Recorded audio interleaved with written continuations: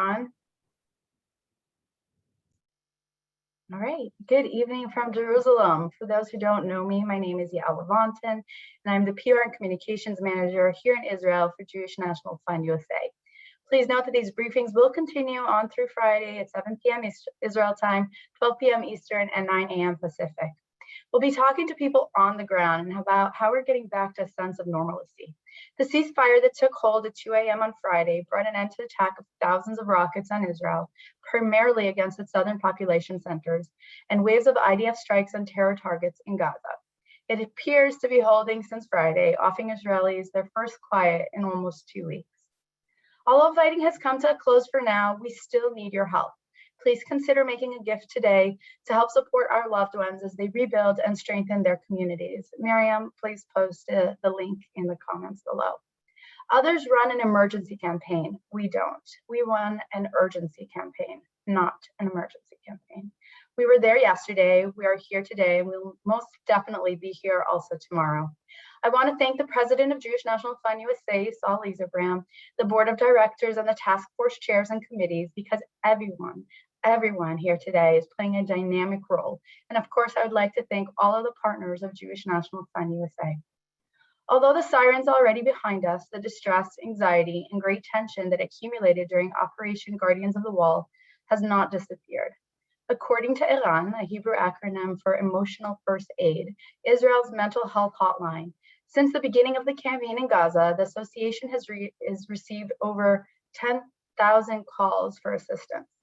That's twice as many as on weekdays. Every 10th request came from a child under the age of 17, and most of the requests came from concerned parents. 30% of the referral dealt with anxiety, 20% with acute mental distress that preceded and that was intensified due to the emergency, and 20% with referrals dealing with relationship and family issues, caring for young children and older parents, and 30% with loneliness. The meaning of resilience is the capacity each of us have to develop that prepares us for the life's inevitable ups and downs and promotes positive adaptation to any situation, no matter how serious or stressful it might be. That may be easier said than actually done, especially if you live in Gaza Envelope with over 4,000 rockets flying over your head and sirens going on nonstop, when you're basically living out of your safe room. When a child can't play outside because they have 15 seconds to get to a safe location. I can tell you from personal experience that the past couple of weeks have been so difficult to get through. Being a mom, to me at least, means that you have to be strong for your little children. And sometimes it is just so hard to do. The stress, the sirens, the constant fear, it's very, very overwhelming. And I'm a grown-up, so I think just how hard it is for our kids. I'd like to share a picture with you. Gary, if you can please share the picture. 1 second, I'm going to wait for Gary to post that. Thank you, Gary. So the picture says it all. The artist is a little girl, Abigail. She's just 8 years old. She used to draw flowers, and now she draws, well, you all can see what she draws now. This is a life for our children in the Gaza Envelope, and this is why we spend so much time educating and talking and raising money for resilience centers and animal therapy centers. Today, our guest speaker is Inbar Behiri. Inbar was born and raised in Kibbutz Regavim in Israel. She served in the IDF Intelligence Corps and is a graduate of Ben Gurion University with a master's in industrial sociology. Currently, she is in her last semester of her second master's degree in mental health counseling at Hofstra, I hope I said that right, University. In 2005, she relocated to Arizona with her 4 children due to her spouse's work with an Israeli high-tech company. Her 2 oldest daughters returned to Israel in 2018 to serve in the IDF and are planning their life here. Since moving to the US and then 11 years ago to Long Island, New York, building community and volunteering has been a focus in Inbar and her family's life. Her latest project is the founding of the New York chapter of ERAN, Ezra Rishona Nafshit, the well-renowned Israel crisis hotline, and managing ERAN's US chapter, all as a volunteer. So Inbar, the floor is yours. Okay, so although I'm in the US for many, many years, my English is not as fluent, so you will have to bear with me. So, good morning, everybody. And so I'm here to tell you a little bit about Iran, Israel, and Iran, North America. Um, Yael said few words, but I'm going to give you a little bit more information. So Iran, I think it's the largest volunteer organization in Israel, besides organization that has to do with the IDF. We have over 1,400 volunteers spread in Israel from in different chapters of Iran in Israel, from the north of Israel all the way to the south of Israel, and now we have 5 more chapters in the U.S. Um, our volunteers are people like you and people like all of you. They're not psychologists or social worker, just people who have open heart and willingness to help others. They go through a short training that we give them, and then they start their volunteering on the line. We have people from different backgrounds, different professional um, education. They live in different places in Israel and here too.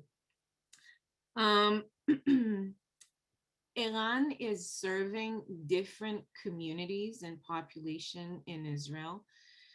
We have special lines. We have the line for Holocaust survivors. We have a line for soldiers and a different line in English for lone soldiers who we identified as a population who needs support. We have a line in Arabic, in Spanish, in French, in Russian, in English. And basically, we um, we are trying. We have a line for the um, Haredim, for the ultra Orthodox in Israel, which during the pandemic, we found out that they have a lot of stress because of the way they live, because of how many people they have in one household, that they needed more support. So we open a special line for them. Um, just a few words about the organization here in the United States. So, David Cohen, which is the CEO of this organization, found out that the night shift, because the line is working 24/7, 365 days a year. And he found out that it's really hard to find volunteers for the night shift. So he got this brilliant idea, and he said, let me try and use the hour differences between Israel and the United States, go to the Israeli community in North America and try and open Iran's chapters there. I heard his lecture in one of the IAC conferences, and I reach out, and this is how I started the chapter of New York here about 3 years ago. We have about 50 volunteers here in New York. We have a chapter in New Jersey, in Palo Alto, in Boston, and in Toronto. The volunteers work from their home, and they and I was I was surprised to see that how enthusiastic everybody was to be part of this project. The fact that you maintain a strong and continuous connection with Israel by answering the phone. So we will answer the phone here, but we give support to Israeli in Israel. Um, so just to tell you about some of the calls, because we are bound to keep our call, anonymous. And of course, we can't reveal too many things about it, but I can tell you about two meaningful call that we got during the last 10 days, which, like Yael said, the phone call, the call just didn't stop all day long. One of the call was from an old lady who lived in the South. She didn't say, and she shouldn't, but she said she lives in the South. Didn't say specifically where. She has a disability, and she was in a state of a very high anxiety. She doesn't have a mamad, which is a kind of a bomb shelter in her apartment. And since she can't walk, she wasn't able to go downstairs to the bomb shelter that they have in the neighborhood. So what they said is that she was living at the last floor, that she needs to go to the stairs, and then she has to go down to two stairs. She called ERAN, and one of our volunteers spoke to her, and he stayed with her during when the sirens went. He asked her to just go out to the where the stairs are, and not to stay in her apartment, but not to go down. And he stayed with her. They were doing breathing, and he was trying to calm her as much as he could, and to keep her as safe as he could during this time. And then she went back home. She was with her when she made herself a cup of tea and sat down, and her heart rates came down. And this is just one of many calls that we had. Another call was from a woman who called from Ashkelon, and her husband is suffering from PTSD from the war of Yom Kippur, and she's taking care of him. But because of the situation, she was afraid even to take a shower. And the mitnadevet, the volunteer that was with her, said to her, "Listen, I'm going to stay with you. Put your phone next to you, and as you are taking your shower, I will be there.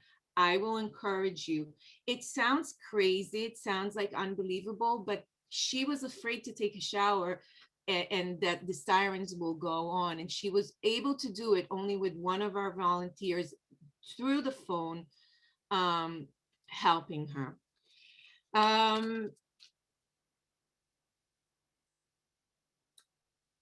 I would say one more sentence about ERAN. So the mental health system in Israel is basically,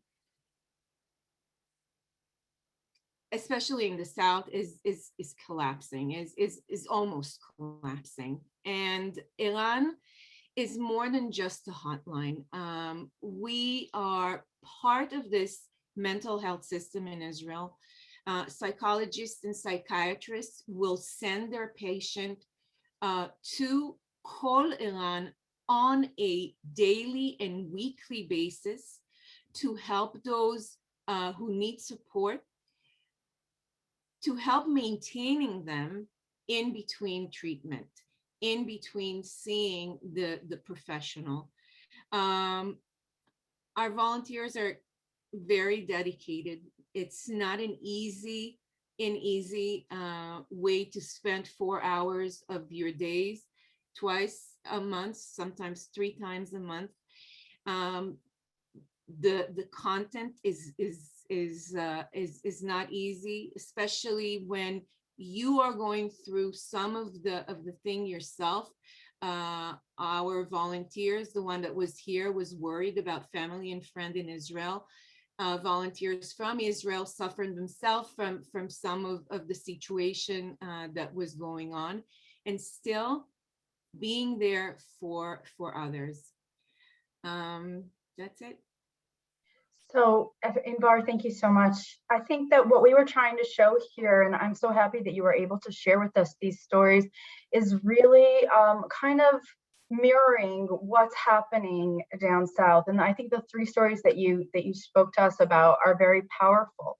And that's why we in Jewish National Fund USA, we support resilience across the south, also in Sderot, also in the Shkol region. This isn't a one-time thing. It's like you said, it's not that they can go to a therapist and it's over. This is also why we don't call it different kinds of therapy centers. It's resilience centers. And I think that our friends in Eshkol and our friends in Sderot have said this many times on all of the calls that we had. This is an ongoing need. And ERAN is one of the amazing organizations that works with our affiliates down south as well all the time, making sure that they are able to get their help. And I think that the stories that you're talking about is something that we saw quite a lot on all of our social media accounts as well, in Hebrew and also in English, also in Russian. It kept on coming up here in Israel on all the social media outlets. People that are afraid to take showers, kids that are afraid to leave the rooms. And when I was speaking with our friend Yedidia Harush from Chalutza, he said, we went to the Resilience Center as parents, because also as parents, we don't know what to do. This isn't like someone gave us a manuscript and said, okay, this is how you're going to parent throughout a pandemic. This is how you're going to parent throughout a war that's been going on for 20 years down south and across all of Israel. Nobody gave us these tools. So organizations like ERAN, who give the mental health services, and especially our resilience centers and our animal therapy centers, are so incredibly important. We have therapy sessions for young children. We have therapy sessions for teenagers and for soldiers and for young families and for older individuals as well. And the beautiful thing about it is, like I said, that it's just ongoing. It was there also before the latest escalation. Was during the escalation, we heard from our friends Limor and from Michal Uziyahu in the Eshkol region that they drove around to the houses every time one of the rockets fell somewhere. If it was close to one of the homes, they would drive out there. They would put on all of the equipment that they need, the helmets and the bodysuits, and drive there. Although it was dangerous, going and checking up on the families, making sure that they're okay. And I think this is what Inbar was saying as well, is that you can call the hotline whenever you need help. If it's just having someone on the phone with you while you go to the bathroom or while you shower or walk your dog, or really through a complete siren and attack. So Inbar, thank you so much for giving us a little bit of an insight into what ERAN does and accomplishes down south. And actually, I think, Russell, I'm going to call on you to say a few words as well about the importance of ongoing resilience. Like Michal Uziyahu always says, it's 99% heaven and 1% hell. Right now, the past couple of weeks, it was a little bit more hell than heaven, but there's where Jewish National Fund USA stepped up to the plate and said, we are still here with you. So Russell, why don't you give a few words as well? Thank you, Inbar, for your time and for spending some time with us today. Thank you. Thank you. Thank you, Inbar. I'll just take a couple of minutes to tell you that on our resilience centers, it's more than just a resilience center. And the one in Eshkol, for instance, by the way, with the contributions of Hadassah, we built an entire park outside that is not a green space. It is an entire therapeutic park, including a water fountain, including the kind of benches that are there, the kind of sitting areas.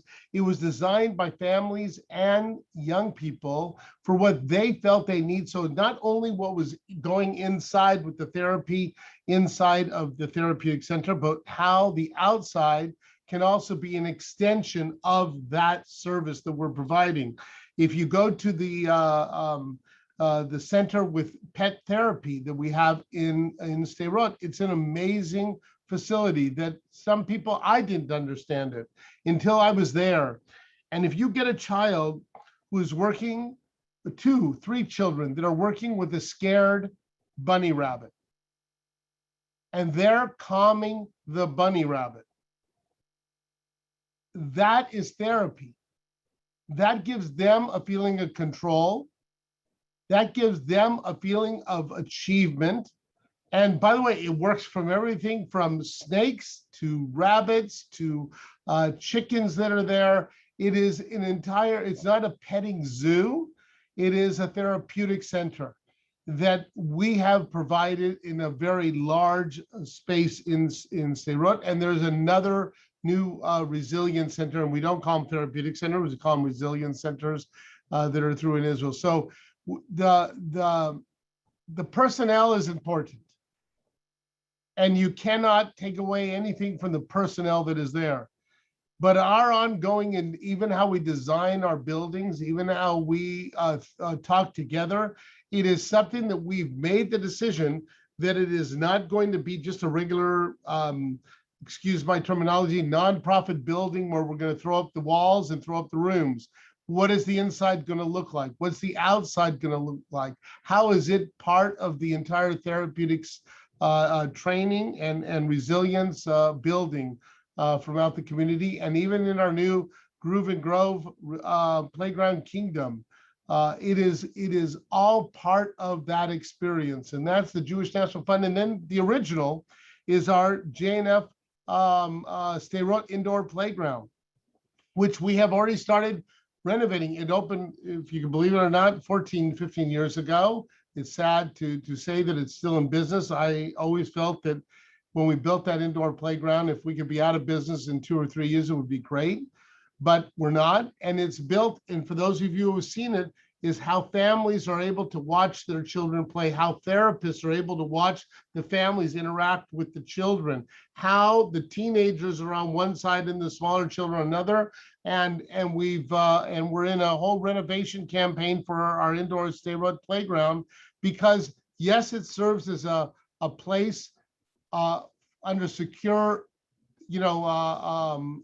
times, but even when it is quiet, it serves as a great playground and therapeutic center as well. So that's the Jewish National Fund, and it's exactly what Yael said, is that we don't run an emergency campaign, we run an urgency campaign. Emergency means you'll be there and maybe you'll come back. We have been there yesterday, we've been there today, and we're going to be there forever. So thank you very much. Thank you, Russell. Yes, so pretty much to sum it up, I am hoping that everybody today on this call will reach out to those that you guys love, send out the link that Miriam has been posting, help us help our friends and families that we love down south with the Resilience Center. So this can be an ongoing thing and not just one time when we're done, but that we can be there for them whenever they need. So please try to reach out to others, make a contribution, be part of the conversation. We will be back tomorrow at 7 p.m. Israel time, 12 p.m. Eastern, and 9 a.m. Pacific time. All I could say is good night from Jerusalem.